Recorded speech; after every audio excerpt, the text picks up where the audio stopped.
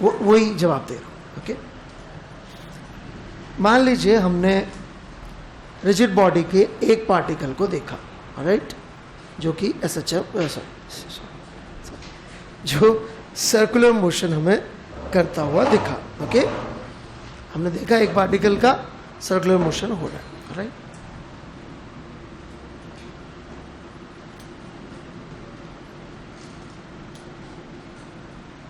तो एक प्लेन दिख जाएगा जिसमें सर्कल में घूम रहा है कि नहीं दिख जाएगा.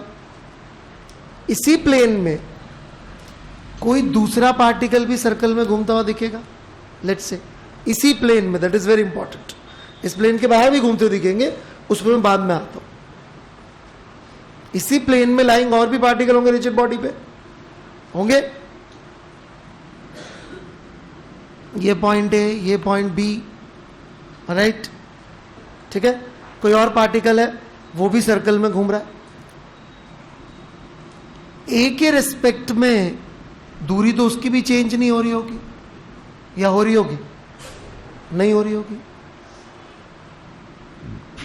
तो जो ये हमारा अगला पार्टिकल है यार, सी हो जाए, ओ पी क्यू, ठीक है. ओके, ठीक है. ओ के रिस्पेक्ट में पी की दूरी चेंज नहीं हो रही होगी, और ओ के रिस्पेक्ट में क्यू की भी नहीं हो रही होगी, राइट. पी का यदि सेंटर ओ था, तो इस प्लेन में मौजूद जितने भी पार्टिकल है सबका सेंटर ओ होगा.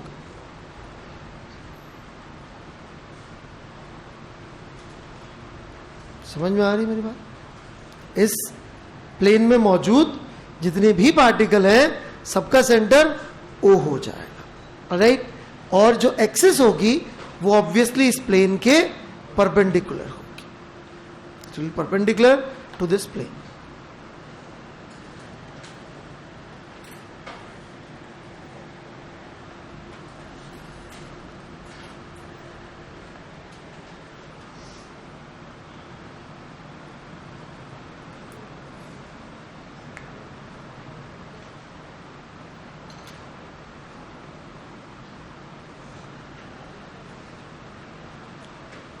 अच्छा, अब जो दूसरे प्लेन में पार्टिकल होंगे सर्कल में घूमते हुए,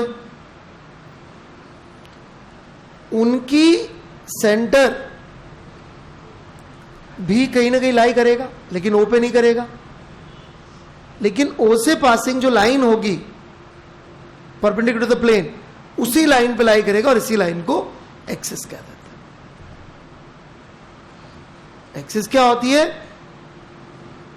जो पार्टिकल सर्कुलर मोशन करे रिजिड बॉडी के, उनके सेंटर्स को ज्वाइन करने वाली लाइन.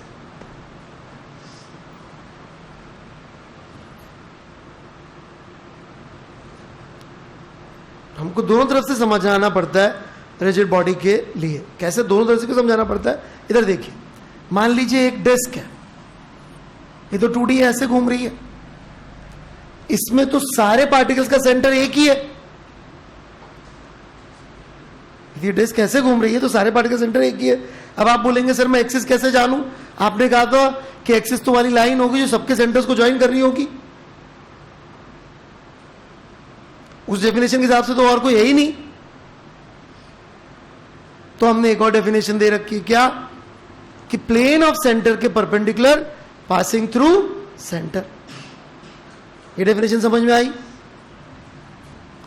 मान लीजिए इस डिस्क को पकड़ के मैं यूं घुमा दूं,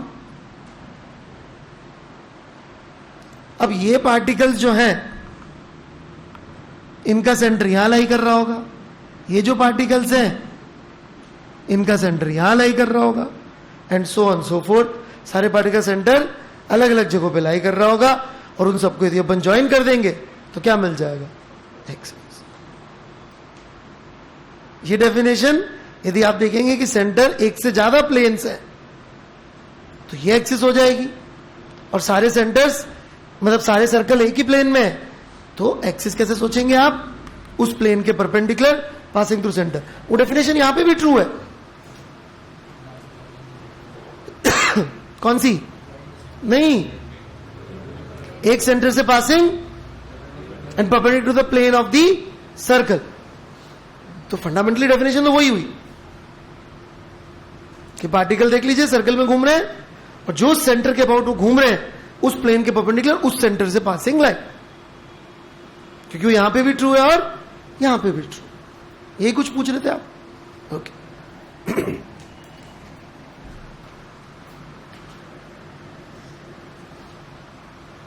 ठीक है, हम लोग अपना डिस्कशन लेकिन रिस्ट्रिक्ट रखेंगे थोड़ी देर के लिए, ताकि हम कुछ इंपॉर्टेंट बातें कर सके। वो वैलिड इधर भी हो जाएंगी फॉर अ रिजिड बॉडी, जिसका हम एक स्लाइस ले लेंगे। मान लीजिए एक 3 डायमेंशनल रिजिड बॉडी भी घूम रही है। मान लीजिए एक आलू है, आलू 3D ऑब्जेक्ट होता है आलू, वो ऐसे घूम रहा है, राइट? तो हम पूरे आलू का डिस्कशन नहीं करेंगे, हम आलू की एक वेफर काट लेंगे एज अ स्लाइस और उसके बारे में थोड़ा बहुत डिस्कशन करना चाहते हैं। ठीक है, वैलिड वो प्लेन टू प्लेन करते करते करते ऊपर नीचे सबके लिए हो जाएगा। Got it? ओके, बढ़ू मैं आगे।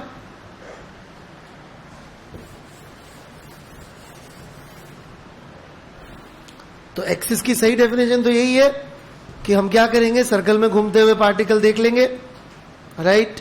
और उसके परपेंडिकुलर होगी एक्सिस की लाइन और कहां से पास कर रही होगी उस प्लेन के अंदर, सेंटर्स। बस दैट्स एक्सिस।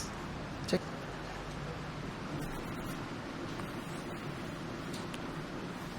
तो ये हमारी स्लाइस है एक।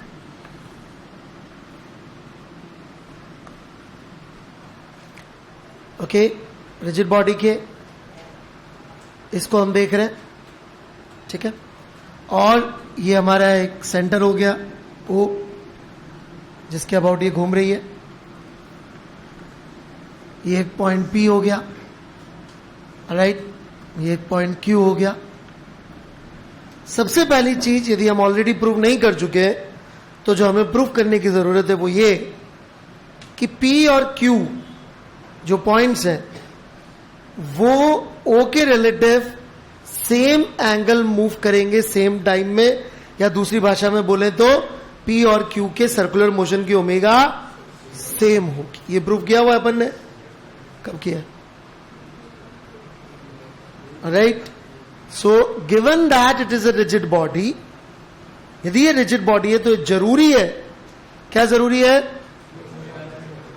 कि O के रिलेटिव P जितना एंगल आगे बढ़े, OQ लाइन भी उतना ही एंगल आगे बढ़ जाए। ये बहुत बहुत जरूरी है। मेरी बात समझ में आती है क्लियरली? बिल्कुल। ऑलराइट, कोई कर सकता है बात प्रूफ? कैसे प्रूफ करेंगे ये बात? बहुत ही सिंपल आर्ग्यूमेंट्स है। हाँ बेटे,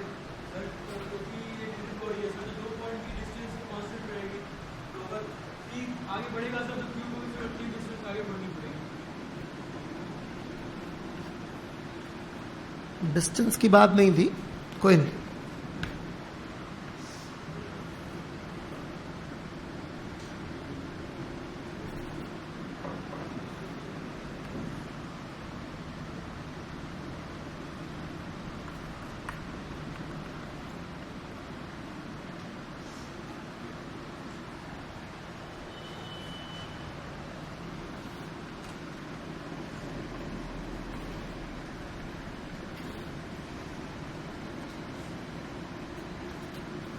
यदि θ1 θ2 के बराबर नहीं हुआ तो जो नया ट्रायंगल बनेगा क्या वो ओरिजिनल ट्रायंगल के कॉन्ग्रुएंट होगा? नहीं होगा। मतलब P डैश Q डैश की दूरी PQ के बराबर नहीं होगी। यदि PQ, अगली केस में भी ट्रायंगल तो कॉन्ग्रुएंट ही बनना पड़ेगा। क्यों? क्योंकि OP डिस्टेंस चेंज नहीं हो सकता, OQ चेंज नहीं हो सकता, PQ चेंज नहीं हो सकता। समझ में आ रही है मेरी बात? जब इनमें से कोई भी डिस्टेंस चेंज नहीं हो सकता तो अगली चीज क्या बनेगी?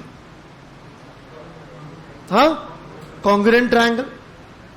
और वो तभी संभव है जब जितना ये लाइन घूमी हो एग्जैक्टली उतना दूसरा घूमा, hence θ1 will be equal to θ2। जितना ये घूमा है उतना ही ये घूमेगा। दैट वुड मीन कि जितनी एंगुलर वेलोसिटी इसकी है एग्जैक्टली उतनी एंगुलर वेलोसिटी इसकी भी है. Hence we can say that कि जब हम कहते हैं कि रिजिड बॉडी की एंगुलर वेलोसिटी ओमेगा है, तो इट इज वेरी मीनिंगफुल. क्यों? क्योंकि सबके एंगुलर वेलोसिटी इज सेम. जबकि यदि हम ये बोले कि रिजिड बॉडी की वेलोसिटी 2 मीटर पर सेकेंड है, तो इसका जनरली मीनिंग नहीं होता. क्यों? क्योंकि सबकी वेलोसिटी अलग अलग हो सकती है, होती भी है. लेकिन फिर भी कभी कोई सवाल दे दे कि जी रिजिड बॉडी, एक रिजिड बॉडी 2 मीटर पर सेकेंड से आगे जा रही है, तो अपन क्या करेंगे? लिख के आ जाएंगे सवाल गलत है, अपन सेंटर ऑफ मास का मान लेंगे. राइट, अपन को अपनी अक्ल कभी भी सवाल गलत प्रूव करने में नहीं लगानी है. राइट, क्योंकि गलत सवाल प्रूव करने पे कितने मार्क्स मिलते? -2. राइट, सवाल को गलत प्रूव करने पे माइनस मार्क्स मिलते, तो हमें अपना दिमाग नहीं लगाना है ये प्रूव करने में कि सवाल गलत. टेक्निकली देखा जाए तो रिजिड बॉडी की वेलोसिटी का कोई मतलब नहीं है, meaningless. Velocity of rigid body is meaningless, but angular velocity of rigid body is meaningful.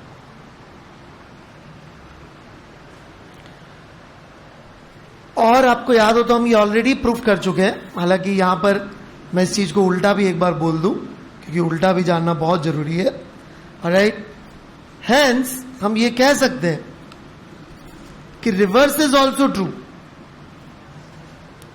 दो पार्टिकल यदि एक प्लेन में सर्कुलर मोशन कर रहे हैं और उनका ओमेगा सेम है,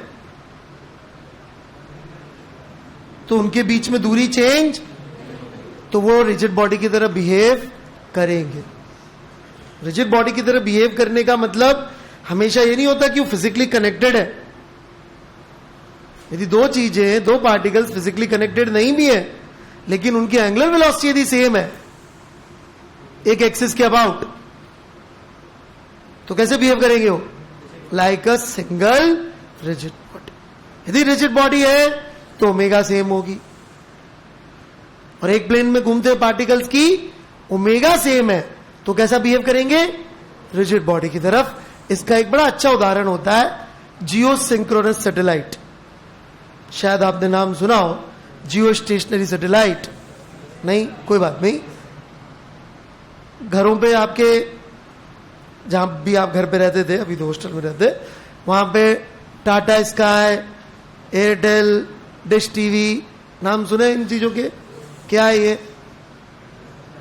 डायरेक्ट टू होम सैटेलाइट नहीं है क्या? देखे? नहीं देखा? कभी यदि आपने गौर फरमाया, वैसे तो आप लोग इतना दिमाग लगाते नहीं, किसी ऐसी मल्टी स्टोरी में कभी आप रहते हो, वहां जाके आप देखेंगे तो एयरटेल वालों का डिश एंटीना टाटा स्काई वाली डायरेक्शन में होता है कि नहीं होता है? नहीं होता, थोड़ा सा अलग डायरेक्शन में दिखेगा आपको. लेकिन टाटा स्काई का लेट से एक तरफ फिक्स्ड है. राइट, वो कर क्या रहा होता है? किस डायरेक्शन में फिक्स रहता है वो? जैसे कि यहां पर आप रहते हैं, ये टाटा स्काई का डिश एंटीना है, ये किस तरफ फिक्स रहता है?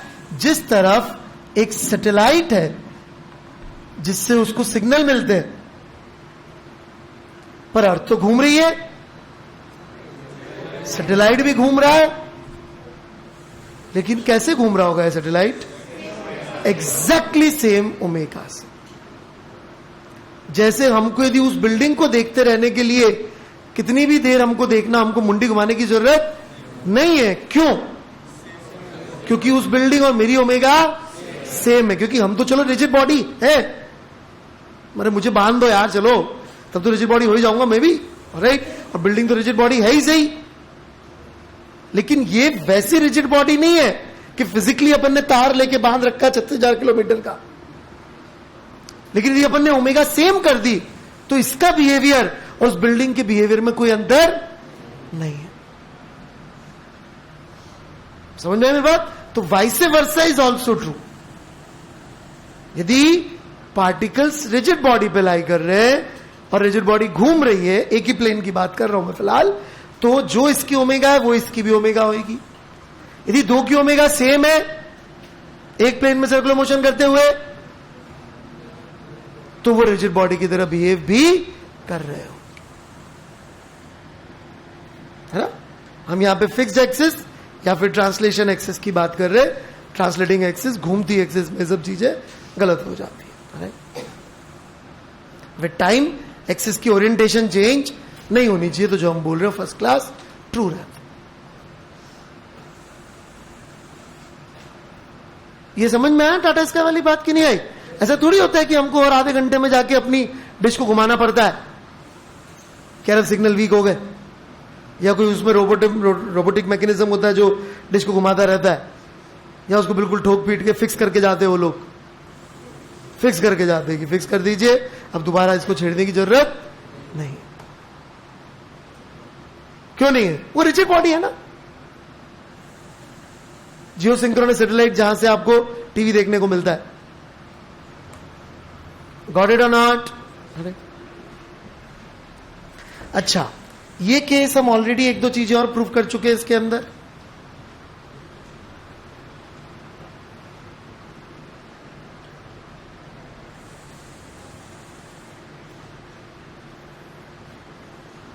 जीवन में आप कहां पहुंचेंगे दो बातों पर निर्भर करे, एक बात पर निर्भर करेगा, आप सही चुनेंगे कि आसान। पड़ोसी आसान, मैं हूं सही, राइट? देखिए, यदि आप लाइफ में सही और आसान, सही और आसान, सही और आसान, सही और आसान, हर डेल्टा टाइम पे डिसीजन लेना होता है, और जैसे जैसे अपने डिसीजन आसान आसान,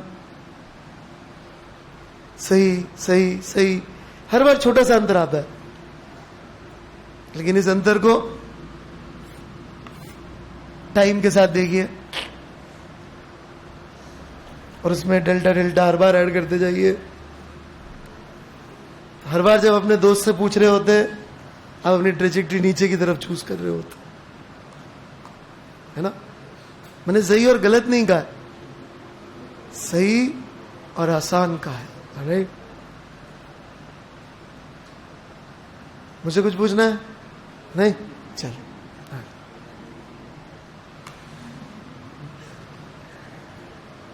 चॉइसेस है सबकी, freedom, right? Freedom to destroy yourself, alright, that's no problem. Freedom is more valuable anyway. कुछ पूछना है? Sure, okay. और लास्टली मैं ऑलरेडी प्रूव कर चुका हूं कि पी से पूछेंगे कि बताओ क्यू की एंगुलर वेलोसिटी कितनी है, मैथमेटिकल आंसर देंगे हम लोग, ओमेगा। पी के रिस्पेक्ट में क्यू की एंगुलर वेलोसिटी कितनी प्रूव करी थी अपन ने? ओमेगा निकाली हुई है अपन ने। तो ये भी याद रखिएगा कि रिजिड बॉडी के ऊपर खुद किसी एक पॉइंट से दूसरे पॉइंट की एंगुलर वेलोसिटी पूछेंगे तो कितनी निकलेगी? Omega. This is the reason कि जब हमको बोलना होता है रिजिड बॉडी के ऊपर कितना टॉर्क लग रहा है, तो हमको बताना पड़ता है कि किस पॉइंट के अबाउट।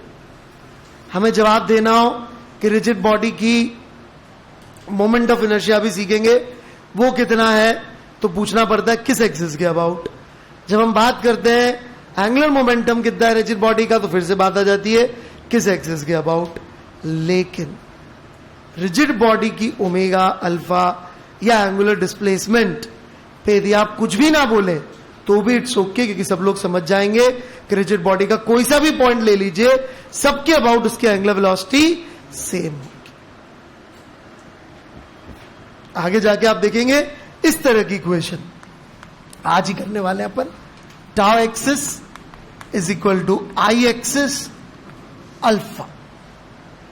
अल्फा एक्सिस नहीं लिख रहे। क्यों नहीं लिख रहे अल्फा एक्सिस?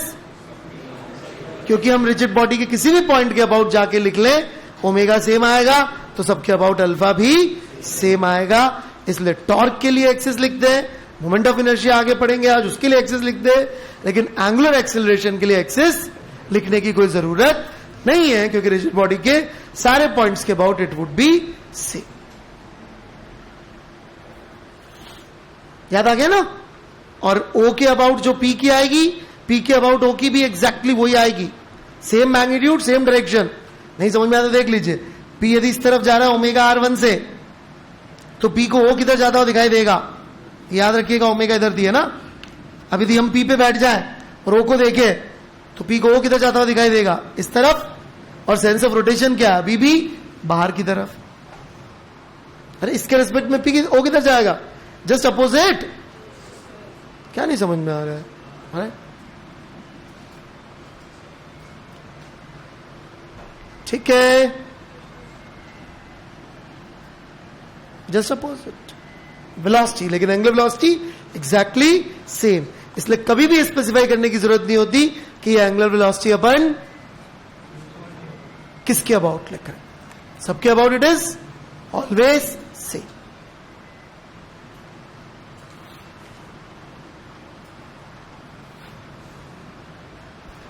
Good out?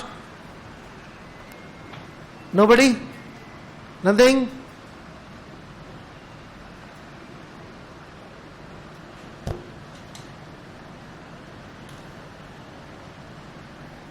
बता दिए सब?